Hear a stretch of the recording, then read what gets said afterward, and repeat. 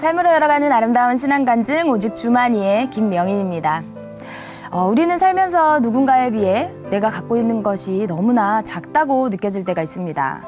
그럴 때면 저 사람은 나보다 못한데 왜 나보다 더 많은 것을 가졌지?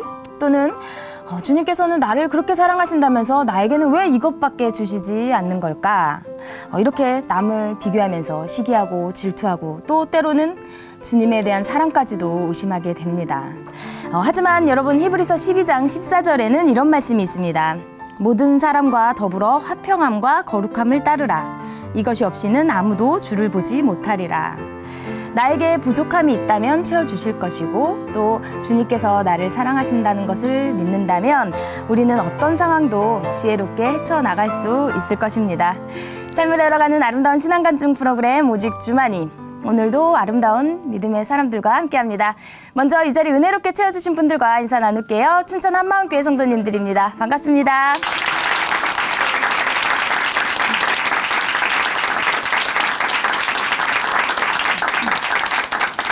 네, 첫 번째 출연자 만나보겠습니다. 이제는 세계 강국인 중국. 인구도 많고요. 그래서 사건, 사고가 많은 나라가 바로 중국이죠. 이번에 나오실 분이요, 바로 중국 분이십니다. 그것도 중국 공산당의 고급 간부인 아버지와 어머니 사이에서 태어나셨는데요. 과연 어떤 사연으로 우리를 만나러 오셨는지 함께 모셔보겠습니다. 춘천 한마음교회 이향숙 자매님 박수로 모십니다.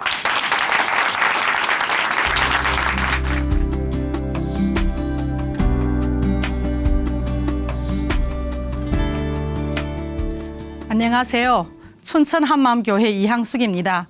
저는 중국 공산당의 딸로 태어나서 오직 눈에 보이는 것만 믿던 사람이었습니다. 그랬던 제가 부활하신 예수님을 만나서 보이지 않는 천국을 이 땅에서부터 누리게 된 간증을 나누려고 합니다. 저는 일남 이녀의 막내딸로 중국 공산당 가정에서 태어났어요. 공산당이란 나라의 정치와 경제를 이끌어가는 핵심적 인물들이에요. 저의 아버지와 어머니는 두 분 다 공산당 고급 간부들이었어요. 저희 어린 시절은 부족한 것 없이 행복했어요. 그런데 아버지께서 병으로 돌아가시고 어머니는 재혼 후 몇 년 안 돼요. 어머니마저 돌아가시고 새아버지는 집안의 모든 재산을 다 차지했어요. 저희 남매들은 졸지에 거지가 되었어요. 저는 남매들을 도와주려고 돈 잘 버는 미국으로 가게 되었어요. 미국에 도착하는 날 제 친구의 소개로 피켓에 제 이름을 들고 서 있는 분께 뛰어가 안녕하세요, 제가 이향숙입니다 했더니 그분은 나 북한에서 온 목사요. 하나님께서 자네를 나한테 보내주셨어 하는 거예요. 목사? 목사면 목수일 하는 사람인가? 아니면 방목하는 소몰이? 순간 생각했는데 그분은 자네 예수 믿으셔? 물었어요. 예수가 뭐예요? 했더니 그분은 예수님은 2000년 전에 자네와 나의 죄를 위하여 십자가에서 죽으시고 3일 후에 부활했어 하는 거예요. 나를 위해서? 왜? 그것도 2000년 전에? 아니 이거 보자니 완전 웃기네. 내가 어떻게 태어나기도 전에 죄를 져요. 그리고 병아리가 부활하지 사람이 어떻게 부활해요? 말도 안 되는 소리를 한다고 생각하다가 나 범죄 기록이 없거든요. 범죄 기록 있으면 미국 비자가 안 나오거든요. 했더니 또 자네 예수 안 믿으면 천국에 못 가와 하는데 저는 갑자기 학생 때 태평 천국을 믿는 잔당들을 나라에서 처분했다고 배운 생각이 났어요. 요 미신사상, 하늘에 무슨 천국이 있다고 사람을 꼬셔. 이러니까 나라에서 처분을 받지. 저는 이 목사님 사상이 너무 싫어서 그댁에 하룻밤 묵고 바로 나와버렸어요. 얼마 후 신문을 보고 통증치료 한의원에 취직했어요. 직장일은 정말 열심히 했어요. 환자들이 오며 물리치료와 통증치료를 겸하여 해주었는데요. 저는 항상 웃으면서 잘 대해주다 보니 환자들에게 엄청 인기였어요. 얼마 후 주식 투자까지 하다 보니 돈은 생각보다 잘 벌었어요. 그런데 원장님은 광신도더라고요. 매일 아침 예배 보는 거예요. 처음 성경책을 훑어보는데요. 신약 구약인데 약 이름은 하나도 없고 작가도 없고요. 병원에 관계되는 것은 전혀 없었어요. 한참 읽어 내려가는데요. 창세기에 하나님이 흙으로 사람을 지으시고 코에다 생기를 불어넣으니 사람이 생명이 된지라고 나오는데 저는 거짓말, 사람이 동물로부터 진화된 근거는 꼬리뼈라고 배웠는데 흙으로 사람을 지으며 물 안에 들어가면 다 풀려서 모래가 되잖아. 이렇게 말도 안 되는 소리를 하니까 당당하게 작가 이름을 밝히지 못하지. 그래서 저는 성경은 거짓이라 생각했어요. 어느 주일날 교회에서 사람들이 저를 가운데 놓고 방언을 받게 한다는 거예요. 그래서 방언은 뭐예요? 물었어요. 사람들은 하늘나라 언어라는 거예요. 저는 속으로 영어 한 가지도 제대로 못하면서 무슨 놈이 방언이야 하고 생각했어요. 사람들은 나보고 따라서 하라는 거예요. 바바바바, 다다다다, 샬라샬라. 아니, 하늘나라 언어라면 사람마다 다 똑같은 소리를 내야 하는데 이건 영어도 아니요, 일어도 아니요. 정신이 없었어요. 그래서 따라하지 않았어요. 예배 시간이 되었어요. 전도사님은 눈물이 글썽해서 성경을 읽었어요. 예수님께서 내 피를 마셔라, 내 살을 먹으라 했다는데요. 저는 속이 메승메승해놨어요. 아니, 사람을 어떻게 먹어? 또 거짓말이구나 생각했어요. 그래서 성경 공부 시간이면 눈치질하여 몇 명 데리고 노래방에 가서 술을 마시고 노세노세 젊어서 놀아 하면서 신나게 놀곤 했어요. 어느 날 노래방에서 돌아오는데 절이 보여서 들어갔더니 글쎄 금 운동으로 만든 불상들이 얼굴도 똑똑히 나와 있는데 어쩐지 교회 십자나무보다는 더 확실하다는 생각이 들었어요. 그래서 절에서 시키는 대로 돈을 내고 신나게 절을 하면서 소원을 빌고 나왔어요. 이렇게 저는 세상에는 한 발, 교회에는 한 발가락 걸치면서 살았어요. 어느 날 친구가 카지노에 가면 돈을 번다고 해서 따라갔어요. 20불을 넣었는데요. 와, 2만 불 잭팟이 터지는 거예요. 더 많이 벌어서 부자가 돼야지 하면서 정신없이 도박을 했는데요. 그만 3일 만에 2만 불을 탕진하고 말았어요. 열을 받아서 본전을 찾는다는 것이 결국은 10년 동안 매일 카지노에 가는 도박 중독이 되고 말았어요. 어느 날 참을 수 없는 통증이 와서 병원에 갔더니 바로 수술실에 들어갔어요. 맹장이 터진 거였어요. 저는 수술 중에 무서운 괴물들이 저의 목숨을 빼앗으려고 덮쳐오는 것을 보고 겁에 질려서 깨웠어요. 퇴원 후에는 밤마다 들려오는 무서운 소리 때문에 우울증에 걸렸어요. 저는 동네가 이상한 줄 알고 이사를 몇 번이나 했어요. 이사해서 컴퓨터를 켰는데 또 이상한 소리가 나는 거예요. 그래서 컴퓨터를 밖에 내다 던지고 밟아 뭉개버렸어요. 또 텔레비전 케이블도 전화선도 다 잘라버렸어요. 저는 누군가가 저를 감시하면서 죽이려고 든다고 생각했거든요. 도서관에 가서 무서운 소리에 관한 책을 찾아보았지만 못 찾았어요. 마음 수련도 해보고 정신병원에도 가보았지만 무서운 소리는 그냥 들렸어요. 사는 게 너무 힘들었어요. 한 번 사는 인생 힘들게 살 바엔 차라리 용감하게 죽자. 저는 자살을 결정했어요. 그래서 혈압약 배가를 먹었는데요. 하늘과 땅이 빙빙 돌고 토하다 까무라쳤어요. 눈을 떠보니 병원이었고 다행히 의사의 응급조치로 살았는데요. 밤만 되면 계속 죽어라 죽어 하는 소리가 들려서 잘 수 없는 거예요. 만약시 이 들리는 소리가 악한 영들이 내는 거라면 내가 나무라고 생각했던 예수님도 진짜 살아있겠다는 생각이 들었어요. 죄송한 마음으로 예수님께 용서를 구하고 안 되면 다시 죽자 마음먹었어요. 그날 저는 예수님, 저희 죄를 용서하고 천국에 받아주세요. 아버지, 저는 죄인입니다. 라고 혈서를 썼어요. 그때가 새벽 1시 정도였는데요. 갑자기 달덩이같이 눈부신 빛이 저를 향해 와서 내가 살려면 죽고 나를 위해 죽으려면 살 것이다 라고 말씀하셨어요. 저는 그 말씀을 듣고 그날 몇 개월 만에 처음 단잠을 잤어요. 이튿날 깨어서 성경을 찾아보았는데요. 들렸던 말씀이 마태복음에 있었어요.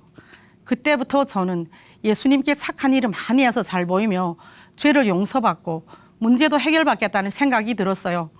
그래서 악의 악을 쓰면서 적십자 회원에 가입하여서 3개월에 한 번씩 피를 공짜로 헌내려 주었어요. 그리고 거지들에게 비 오면 우산, 추우며 초콜릿, 성경책도 사주고 전도지를 들고 밖에 나가 전도도 했고요. 신학 공부도 해보고 교회에서 11조도 열심히 내고 봉사도 열심히 했어요. 성경도 열심히 읽었어요. 또 주기도문이 파워가 있다 해서 하루에 500번씩 읽었어요. 저는 제가 믿음 좋은 주님을 기쁘게 하는 순교자라 생각하면서 살았어요. 그런데 야, 죽어라 죽어 하는 소리는 밤마다 들렸어요. 그럴 때마다 내가 구원을 받았나? 내가 천국에 갈 수 있나? 하는 생각에 마음은 불안하고 믿음은 흔들렸어요. 예수님을 믿는다면서 저는 정말로 피똥 싸는 노력을 했어요. 그러던 어느 날 한국에 있는 저희 이모딸한테 전화가 왔어요. 언니, 예수님이 부활하셨어요 하는 거예요. 야, 나도 부활을 안다. 그랬더니 동생은 마귀도 부활을 알아요 하면서 부활하신 예수님을 마음속의 주인으로 믿어야 구원이 있다는 거예요. 그러면서 죄에 대하여라 하면 저희가 나를 믿지 아니하며 하면서 언니 회개하세요 하는데 저는 열을 받아서 피가 거꾸로 도는 것 같았어요. 저는 야, 회개는 이미 피눈물이 나도록 했다. 나처럼 믿음 좋고 착한 일 많이 하는 사람 나와보라고 했더니 동생은 언니 그것은 내 말이 아니고 요한복음과 로마서 말씀이에요 하면서 예수님을 하나님으로 믿을 수 있는 확실한 증거는 바로 부활이라는 거예요. 저는 말씀과 증거 앞에서 벙어리가 되고 말았어요. 얼마 후 동생은 본인이 간증 영상과 무당이 예수 믿고 구원받은 영상을 보내주었어요. 그 영상들을 보면서 저는 무당도 구원받는데 나도 이 교회에 가면 문제를 해결받겠다는 생각을 했어요. 결국 저는 동생이 다니는 한마음 교회에 오게 되었어요. 첫날 토요 찬양 예배에 참석했는데요. 성도들 얼굴에는 광채가 나고 기쁨이 차 넘치고 청년들이 다수였어요. 그런데 그 청년들이 형제 위에 죽는 것이 마땅하대요. 저는 파란 새싹들이 어찌 저런 고백을 할까 궁금한 거예요. 저는 이 교회 성도들이 기쁨의 근원을 찾고 문제도 해결하려고 교회에서 운영하는 기숙사에 들어갔어요. 얼마 후 어느 한 형제님이 간증이 저를 벌떡 깨웠어요. 그 형제님은 마태복음 7장에 새 술은 새 부대에 넣어야 한다는 말씀으로 자기가 신앙생활을 해왔던 모든 것을 버리고 부활이 복음으로부터 시작하겠다는 거예요. 그러면서 자기가 이 부활을 지식적으로 알았지 마음속에 믿지 않았다고 고백했어요. 그리하여 저도 하나님 이 부활이 내 머릿속의 지식이라며 속히 내 마음속으로 믿게 해주세요 하면서 간절히 기도했어요. 그리고 부활 책자를 제자들 관점에서 읽기 시작했어요. 그러던 중 요한복음 2장 말씀이 눈에 들어왔어요. 죽은 자 가운데서 살아나신 후에야 제자들이 이 말씀하신 것을 기억하고 성경과 및 예수의 하신 말씀을 믿었더라. 제자들도 예수님이 부활하신 후에야 성경과 예수의 말씀을 믿었다는 거예요. 아, 이 부활이 바로 포인트구나. 그래서 저는 이 부활에 대해 찾아보기 시작했는데요. 예수님이 부활하시기 전에 예수님을 3번이나 배반했던 베드로도, 못자국을 만져야만 믿겠다던 도마도, 형을 미쳤다고 하던 동생 야고보도 예수님이 십자가에서 고난당하시고 3일 후에 부활하신다 했을 때 다들 믿지 않았어요. 그런데 부활하신 예수님이 눈앞에 나타났을 때 제자들은 아마도 기절 초풍했겠더라고요. 이게 꿈이야 생시야. 구약 성경에서 예언하신 전능하신 하나님, 영존하신 아버지, 평강의 왕, 기다리고 기다렸던 예수님이 바로 메시아가 맞구나.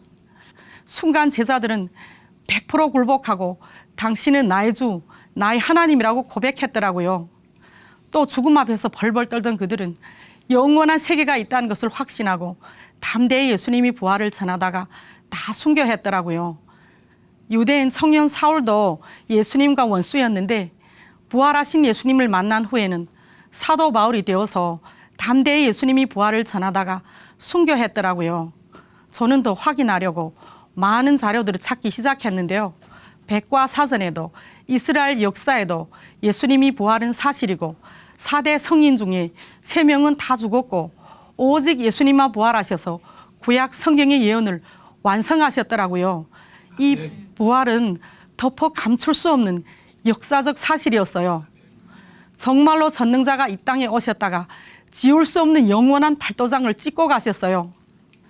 모든 사람에게 믿을 만한 증거를 준 부활, 천지 창조보다 더 큰 사건 부활, 마귀 권세를 깨뜨린 부활, 사망 권세를 깨뜨린 부활, 성경을 아멘할 수 있는 부활, 이 세상 그 누구도 카피할 수 없는 부활, 이 부활은 오직 하나님이신 예수님 밖에는 할 수 없는 부활이었어요.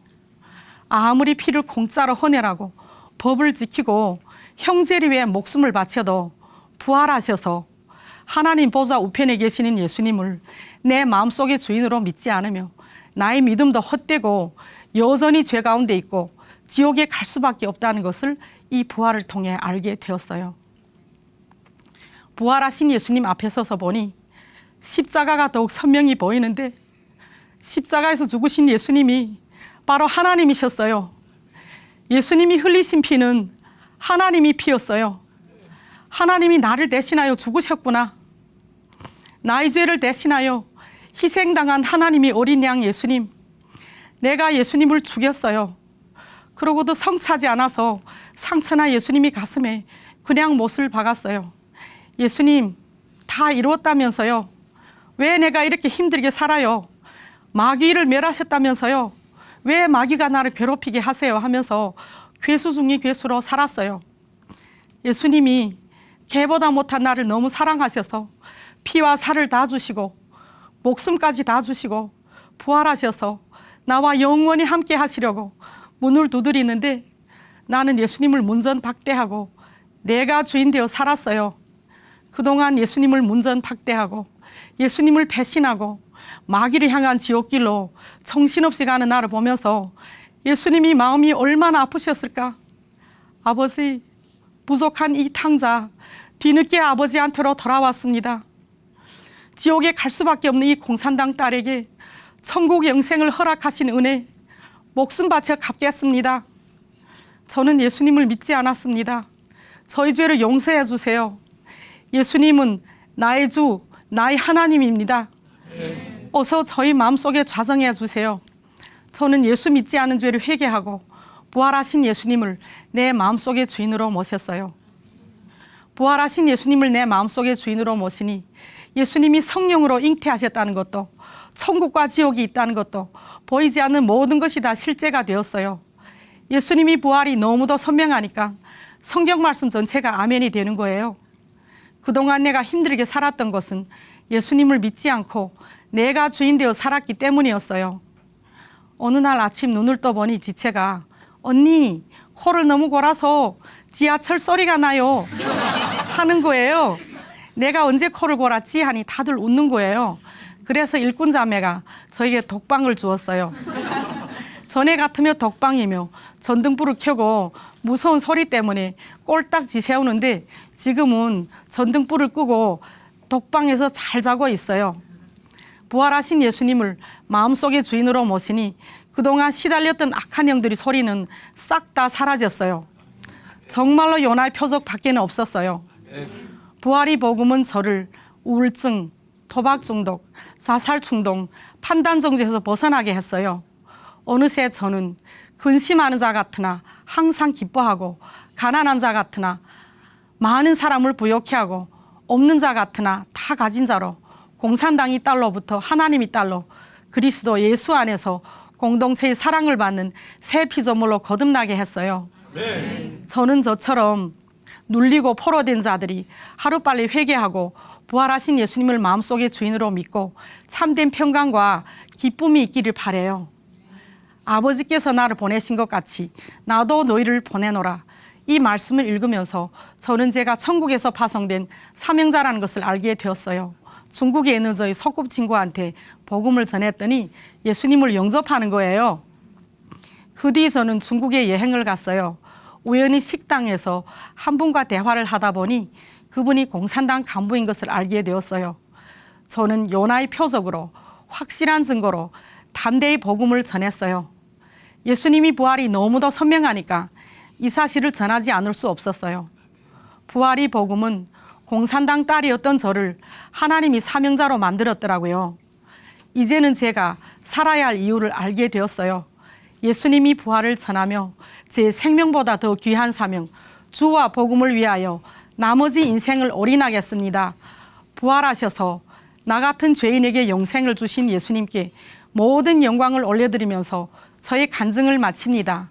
예수는 나의 주, Jesus is my Lord. 예수 是我的主. 감사합니다.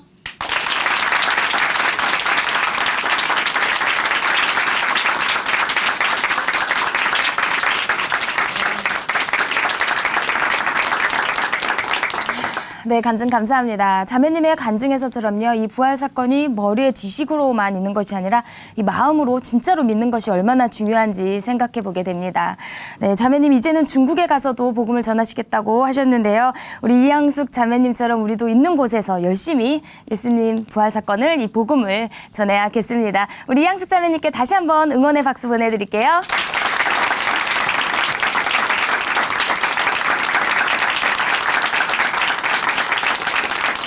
아름다운 믿음의 고백으로 하나님의 은혜를 나누는 오직 주만이, 오늘의 두 번째 출연자 만나보겠습니다.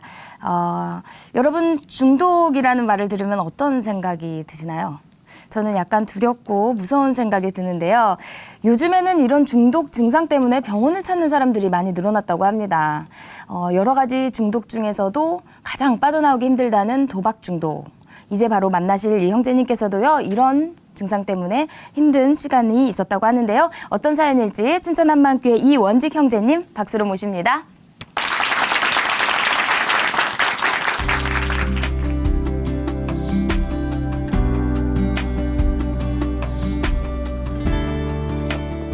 안녕하세요. 춘천한마음교회 이원직입니다. 저는 어렸을 때부터 지금까지 항상 꿈을 품고 살았는데요. 그것이 모두 세상이 주는 헛된 꿈이었다는 것을 알게 되었습니다. 세상의 허망한 꿈 때문에 많은 세월을 허비하다가 부활하신 예수님을 만나 하나님이 교회 공동체를 통하여 주시는 진정한 꿈을 꾸면서 기쁘고 보람차게 살게 하신 하나님의 은혜를 나누고자 합니다. 저희 부모님께서는 우리나라 최북단에서 생활하시다가 해방되기 이전에 누님들을 데리고 강원도 춘천으로 이주하셨답니다. 초기에는 공직에서 근무하시다가 아이들이 많아지게 되니까 버스 운수업으로 직업을 바꾸셨는데요. 저는 11남매 중 9번째로 태어났지요. 병약한 몸 때문에 형들과 누님들의 사랑과 관심 속에 특별히 아버님의 사랑을 크게 받으면서 혼자 생각이 많은 아이로 자라게 되었습니다. 저희 어머님은 친구분 되시는 교회 전도사님의 기도와 권유로 교회 생활을 하시게 되면서 저희들도 자연스럽게 어려서부터 신앙생활을 하게 되었죠. 신앙생활하기보다는 습관적으로 매주일 교회에 다니게 된 것이었어요. 그러다가 믿음이 생기기 시작했습니다. 고등학교 2학년 여름방학 때 동해안 낙산서로 친구들과 여행을 하게 되었는데 암자 밑으로 파도가 밀려와 바위에 부딪히는 장관을 보려면 불쌍히 절을 해야 했어요. 친구들은 모두 절을 하고 보았지만 저 혼자만 보지 않고 끝까지 버텼지요. 그해 가을부터 믿음 생활은 더 열심을 더하는 생활로 변하게 되었습니다. 새벽기도는 물론 주일 성수를 한다고 월요일 학교의 시험이 있어도 주일에는 공부를 하지 않았답니다.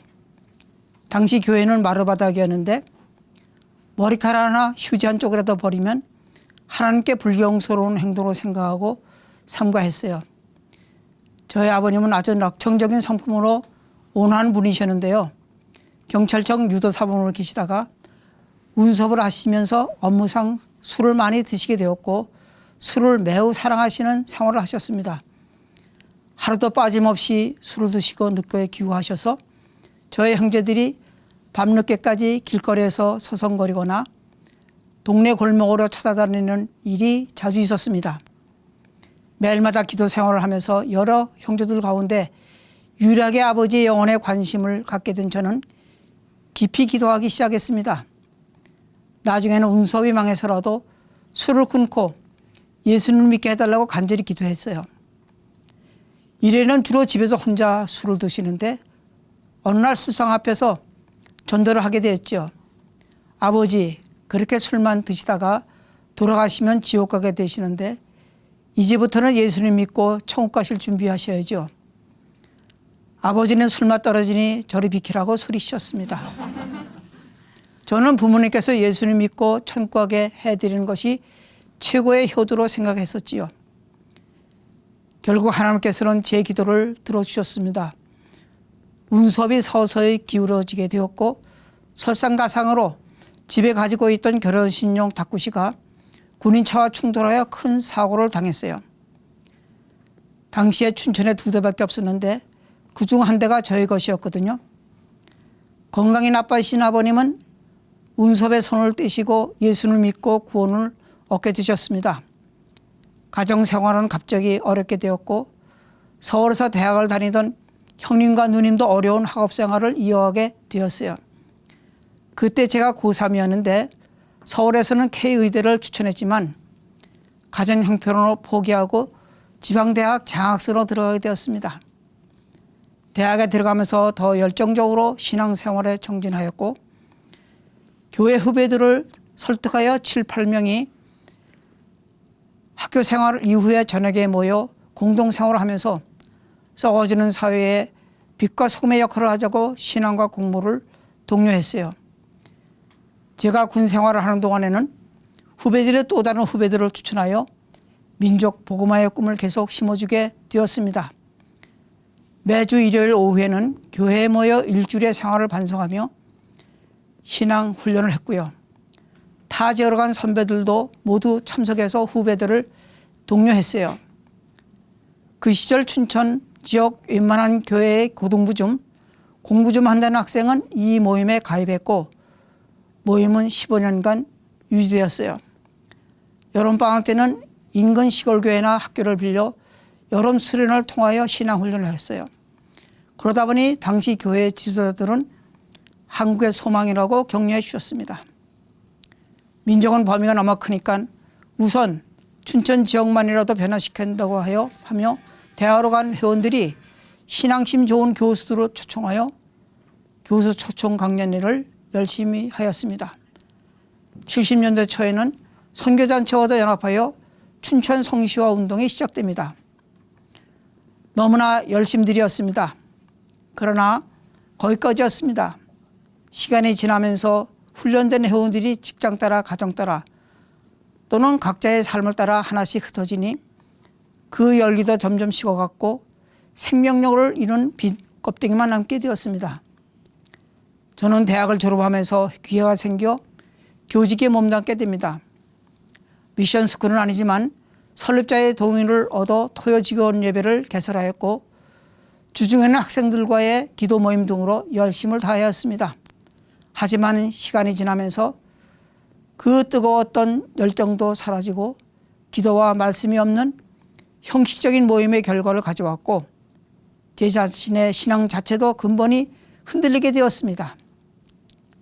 제가 근무하는 학교는 사립학교라 교사 이동이 거의 없는 직장 생활에서 직장 동료들은 친형제처럼 지내게 되면서 자연히 회식과 술자리를 같이 하는 시간이 많아지게 되었습니다.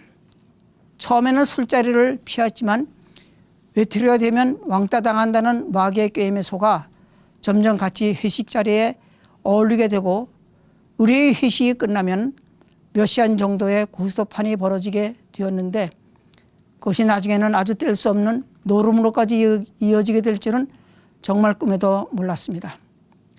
초기에는 아내가 여러 번 만류하였지만 후에는 저의 이러한 개인 생활에 관여하지 않고 자기 사업만 전념하고 아이들 양육에만 열중하였어요. 아내의 사업 수입이 저보다 많아지게 되니까 저의 학교 봉급은 완전히 제 개인 생활, 주로 고스톱비로 낭비하게 되었습니다. 어떤 여름방학 때는 고스톱에 미쳐 72시간 잠도 안 자고 밥은 시켜 먹으면서 놀이를 즐겼고요. 한 번은 다른 지역으로 원정 고스톱을 갔는데 밤을 새우고는 다음 날은 주일인데 그래도 주일 예배는 드려야 한다는 일말의 양심으로 오전에 몸이 좋지 않다는 핑계를 대고는 가까이에 있는 교회에 가서 예배를 드린 적도 있었습니다.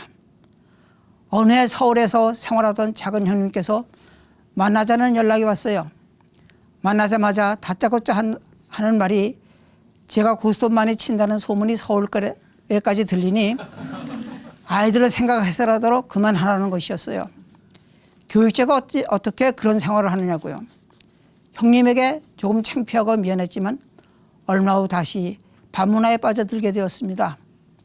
하루는 저희 집에서 일하는 아주머니가 아내에게 물었대요. 사장님, 어째 선생님의 런닝은 모두 오른쪽 겨드랑만 빵꾸가 났네요. 여러 번 빨래를 널다가 발견한 것이었지요.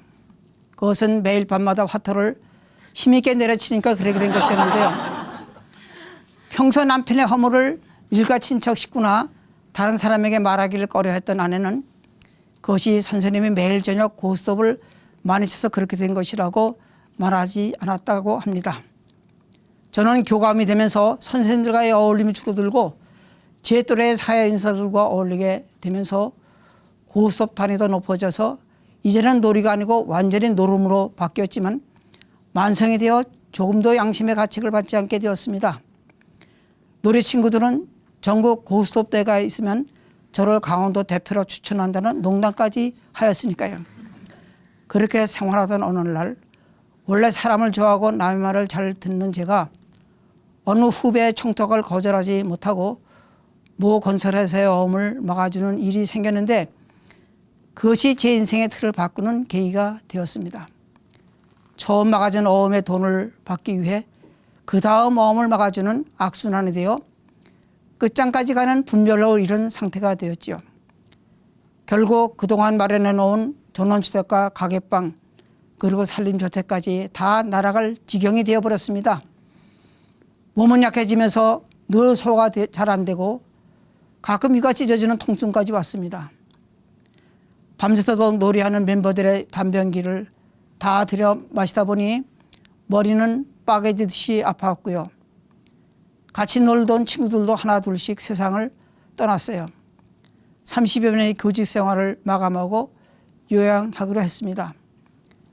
정신적, 육체적, 경제적 위협까지 인생 최대의 위기를 맞이하게 되는데 종합 신체 검사 결과 위암 말기의 판정을 받고 서울 강남의 모 대학병원에서 12일간의 입원 수술 후 6개월간의 방사선과 약물 치료를 받게 되었는데요. 위를 3분의 1 잘라내고 쓸개는 완전히 떼어냈어요. 그때 예전에 제가 다니던 복음 모임에서의 찬송관절이 생각났습니다. 이 세상 쾌락은 곧 사라지도다. 나 먹을 것 구했더니 돌만이 나왔네. 복음이 없는 인생은 모두 꽝이라는 의미겠지요. 수술결과 제 쓸개에서 크고 작은 돌이 23개나 나왔어요. 담당 의사가 깨끗이 세척하여 가져다 주더라고요. 잘 간직하라고요. 말 그대로 졸지에 쓸개 빠진 놈이 되어버리네.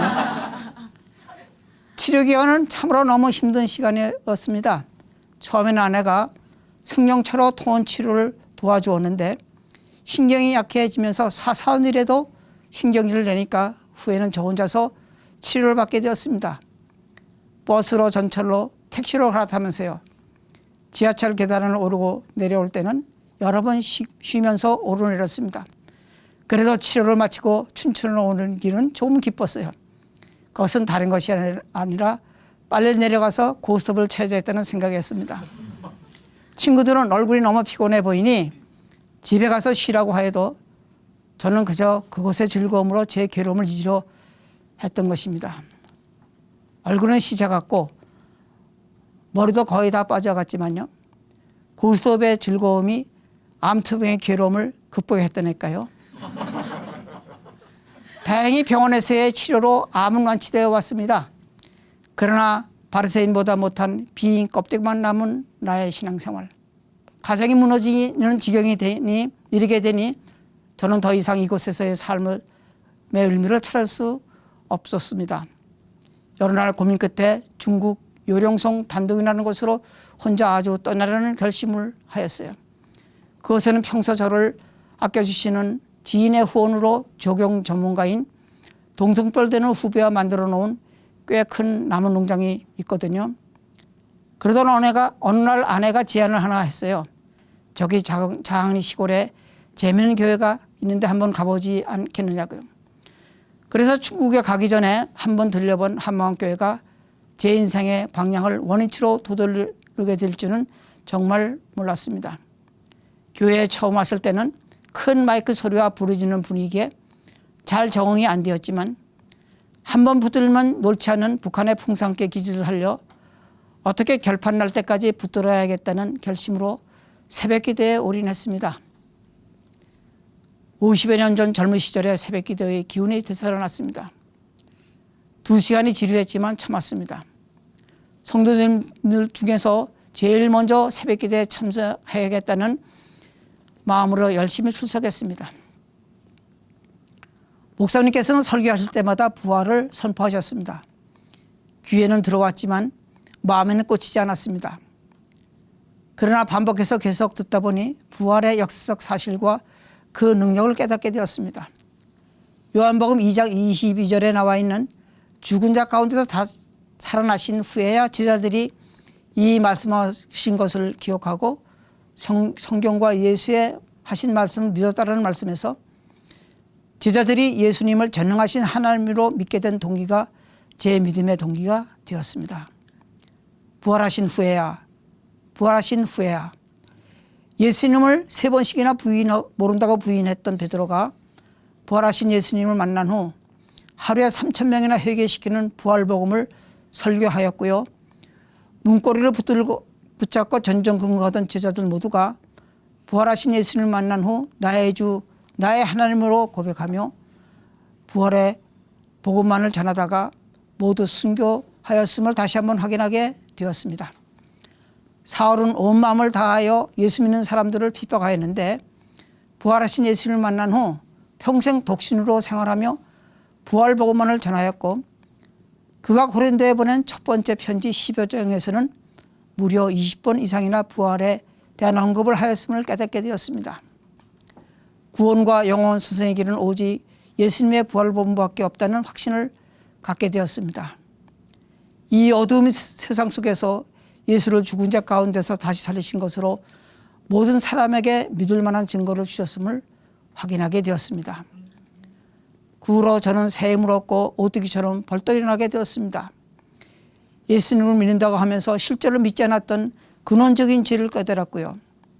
내가 주인이 되어서 산 것이 결국에는 노름하게 사로잡혀 종로를 한 것이라는 사실도 알게 되었어요. 저는 깊이 회개하였습니다. 썩어지는 사이에 빛과 소금이 되자고 외치던 자가 맛을 잃고 길거리에 버려진 소금이 되어 사람들에게 밟히는 꼴이 되었었던 것이지요. 그리고 가끔 칠판에 동그라미 3개를 그리셨는데 그것이 점점 눈에 들어와 확연히 보이게 되었습니다.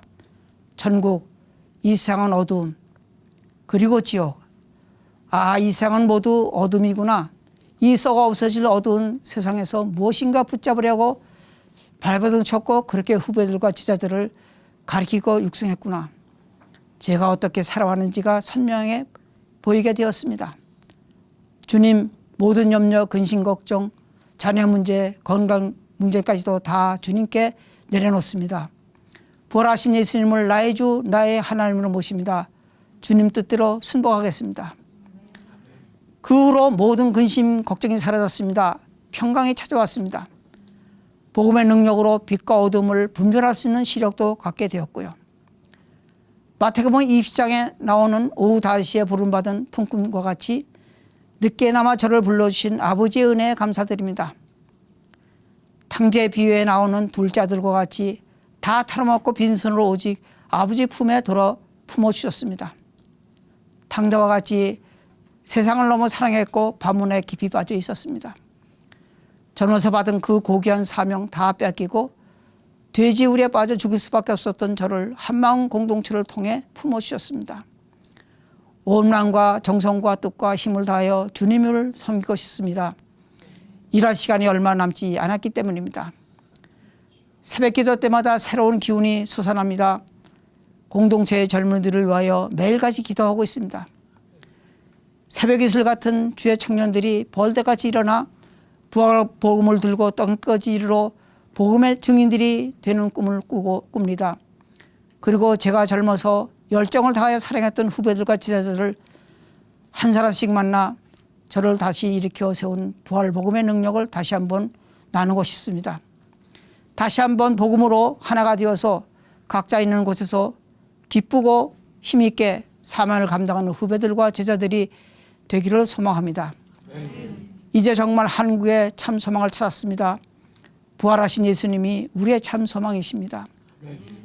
암수수로 3년밖에 살지 못하던 저를 10년이나 넘게 살게 해주시고 또 영적으로 회복시켜 주셔서 공동체의 젊은이들과 같이 기도로 꿈을 키워주시는 주님께 감사를 드립니다. 나이는 숫자에 불과하다고 하였나요? 아무리 20대라도 복음의 환상이 없으면 무기력한 늙은이가 되는 것이고 아무리 70대 노인이라도 말씀과 복음의 꿈이 있으면 환상의 젊은이가 된다는 신념을 갖고 얼마 남지 않은 생을 주님의 복음을 위해 바치려 합니다. 주님 새 힘을 주시옵소서. 삼손에게 마지막 죽을 때 하나님께 영광 돌릴 수 있는 기회를 주신 주님이시여 제게도 그 기회를 주시옵소서. 우리 주님을 영원히 찬양합니다. 감사합니다.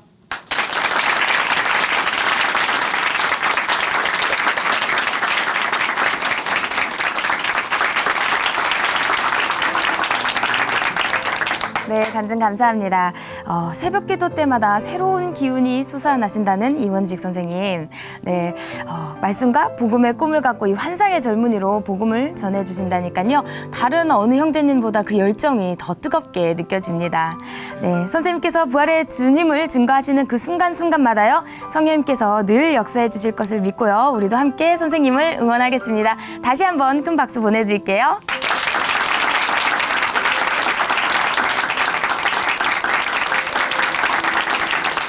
하나님으로 인해 변한 삶의 고백이 있는 간증 프로그램 오직 주만이 오늘은 여기까지입니다. 지금까지 함께해 주신 춘천 한마음교회 성도님들 그리고 시청자 여러분 감사드립니다. 오늘도 이 시간 찬양으로 마무리하겠습니다. 찬양해 주실 분은요. 그룹 라스트의 강인구 형제님이 불러주시고요. 함께할 찬양은 주님과 같이입니다. 오늘도 예수님과 동행하는 멋진 하루 보내세요. 감사합니다.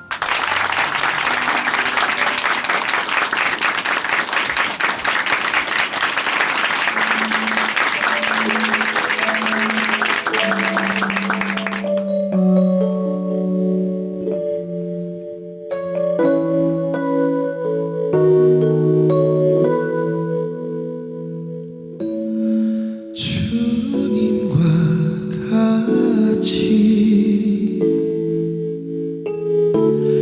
내 마음 만지는 분은 없네. 오랜 세월 찾아 난 알았네. 내게 주밖에 없네.